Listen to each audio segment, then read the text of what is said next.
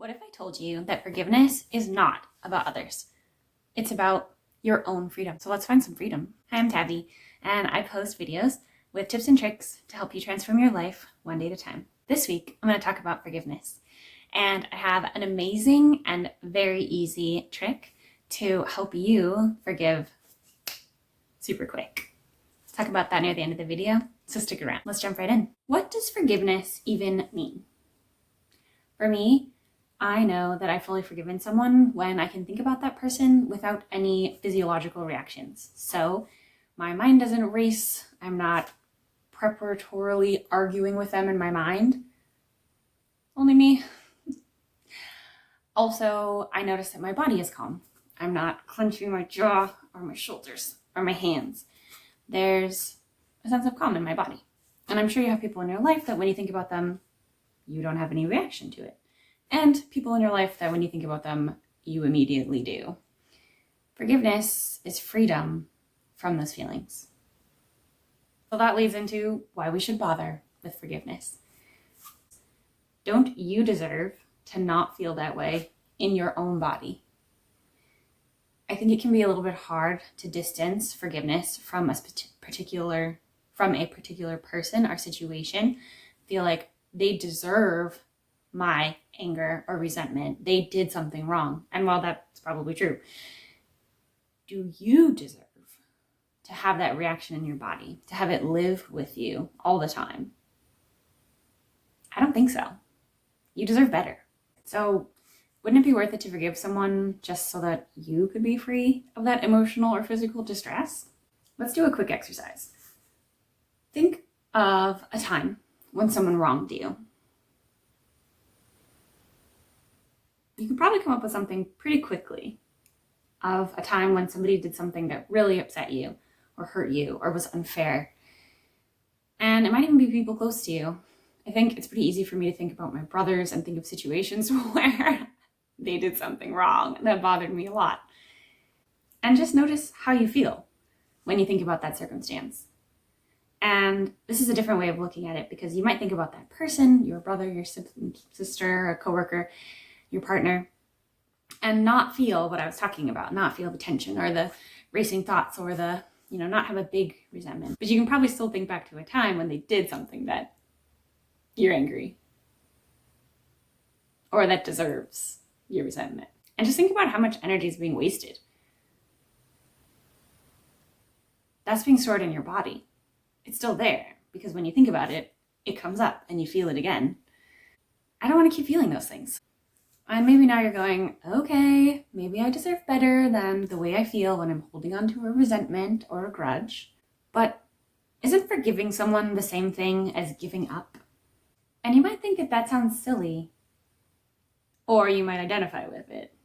But either way, I think it can be really useful to look at if that's something that we're doing. If we're holding on to this thing and using it as almost a sign of how awesome we are. They deserve to be punished for this thing, so I'm going to hold on to my grudge or resentment. Even though it probably doesn't really punish them. One of the common sayings around forgiveness is that holding on to a grudge or resentment is like drinking poison and expecting the other person to be hurt. It doesn't really work that way. So while it might feel good to hold on to that resentment, while you might feel like you're doing the right thing and that they don't deserve forgiveness, forgiving somebody is really not about them. It's about you. It's worth it to forgive for your own self, for your own freedom, for your ability to move on and to look at things in a different way. That's going to serve you for the rest of your life. And I think the real win over somebody that you have a grudge or a resentment for is actually forgiving them because they don't have any power over you anymore. If somebody really was actively trying to hurt you and you hold on to it, they've won. If you let it go and you can approach them with calm without really caring, without putting in any more energy into the situation, they lose. They have no power. And if they were trying to hurt you, then power is what they're after.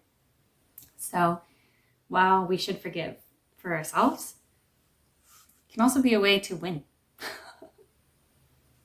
So then, how do I forgive someone? I talked about this before on my channel, but I like to use the idea of the 3 A's: awareness, acceptance, and action. So the first part is to become aware of how you feel. Where do you notice it in your body that you're holding tension or resentment or anger? Is it in the pit of your stomach? Is it in your chest? Is it in your hands? Is it in your head? Notice in your body where you're feeling that, as well as recognizing what emotions are tied to it. So you might sit and journal about what comes up for you when you think about this person or this situation or this grudge, and write about the ways that you feel.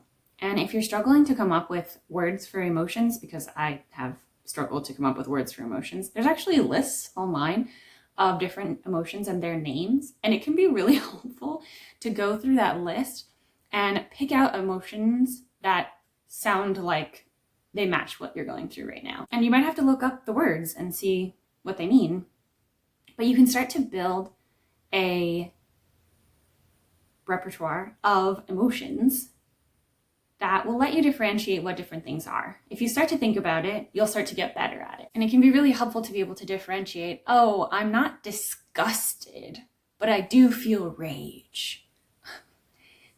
The nuances there can be important in different situations, and recognizing why you feel a certain way and how to get out of it. It's a lot easier if you know what the feeling is. So that can be a good start. Once you have some good awareness around what's going on, how you feel, maybe why you feel that way, although that's less important than what you actually feel, then it's time to move into acceptance. And acceptance can be a hard one. Acceptance does not mean I accept that this happened to me. It's okay for it to happen to me. I allow it to happen to me. No. Acceptance is, this did happen. I can accept the reality.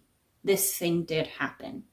And sometimes part of our resistance to something is not wanting to believe that it actually happened. And we can get stuck there. Accepting that something happened is not the same thing as condoning it. And oftentimes the way that we make sure something doesn't happen to us again is by accepting that it did happen. Because once we've come through awareness and acceptance, we can move into action. Without those 2 previous ones, we get stuck. We can't make a change. So we've got to accept that it happened, be clear on what happened, what our role in it was or wasn't, and then we can move into the action step, making a choice to let it go. Forgiveness is not an emotion, it's an action. It's a choice. And you can make that choice right now. You can decide, I am ready to let this go. Or I am ready to be ready to let this go. Maybe you're not fully there yet, and that's okay too. You can choose right now to want to be ready and to accept that it will happen. Once you've made a choice to let it go, you've done the hard work. You might have to keep making the choice. There might be different aspects of it that come up in your mind and your body, and you have to keep making that choice to let it go. My biggest tip and my favorite exercise for forgiveness is something very simple, and that sounds kind of weird. And that is this idea of thinking of the person that has wronged you and sending them love, well wishes, hope for the best. It can be a prayer or a mantra or just generally sending them good energy. But you can say, may you be happy, may you be joyous, may you be free. May you be happy, joyful, and free. I was really resistant to this one. And And I have this very particular memory of I was backing out of a long driveway onto a street. And it was always a nerve-wracking thing. It was the place that I worked, so I had to back out into this driveway onto this busy street all the time. And it was a long day. I was tired. And as I'm backing out, I'm like, trying to look around and check. And all of a sudden, something hits my car. Bang! Super hard. And I jump.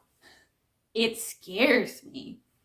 Slam on the brakes, look in the rearview mirror, and there's a woman and a man walking. And she just slammed her hand onto the back of my trunk to tell me that it was their turn to go and I was in their way, I guess. And oh my goodness, the amount of resentment and anger that I had towards that woman. I was so offended and upset. Now, did she have the right of way as a pedestrian? Yes. Did I see them? No. In their situation, would I have walked behind a car that was backing out of a difficult situation? No, I would have just waited for the car. She did not make that choice. And she chose to be aggressive towards me. They walked away laughing, and I was just infuriated. And I remembered this technique. And I thought of that woman, and I prayed, may you be happy. May you be full of joy. May you be free. And I did not want to. And I just kept saying it over and over again until I felt something miraculous happen. The resentment just kind of drifted away. Now, I still get a little bit charged when I think about this situation, but it is so much less than the amount of energy that was there in the beginning. Every time it comes up for me, I make that prayer. I now no longer feel like I need to. I've accepted it. It was a thing that happened. I still don't appreciate it. I still wish it hadn't happened. I still think that that was kind of ridiculous. But when I thought about this exercise and wished for this woman to be happy and full of joy and free in her life, I came to a realization, which is that she probably wasn't those things. She felt the need to be violent towards me, to make fun of me, or be dominating in some way because she feels a lack, because she wasn't happy, because she had problems in her life. If she was happy and joyful and free, do you think she would have done that? I don't. And I hope that she is. I hope that she finds that. I think that from a place of people being happy and joyful and free, so much good can come into the world. And that's what I want for everyone. So when somebody has hurt you or wronged you, set yourself free by wishing for them to be free. May you be happy. May you be joyful. May you be free. Try it out. Let me know how it goes. The last thing to remember is self-forgiveness. As we're going through these things, I think it's really common to feel some self-blame, some guilt, when you realize what you've been holding on to and how long you've been holding on to it, and that maybe you don't need to hold on to it. I think shame and guilt can be some of the immediate reactions to that. We don't want to let go of things because then we'll have to admit that we could have or that we should have. But there's really no should here. There's only you and your desire for freedom. If you want it, it's yours. So practice some self-compassion. Be gentle with yourself through this process. Remember that you're human. We are all human. And it's human to make mistakes and to learn and to struggle. And we're all doing it together. So thanks for being here. I hope you have a lovely day, a lovely week, a lovely life. I'm Tabi, and I'll see you next week. Bye.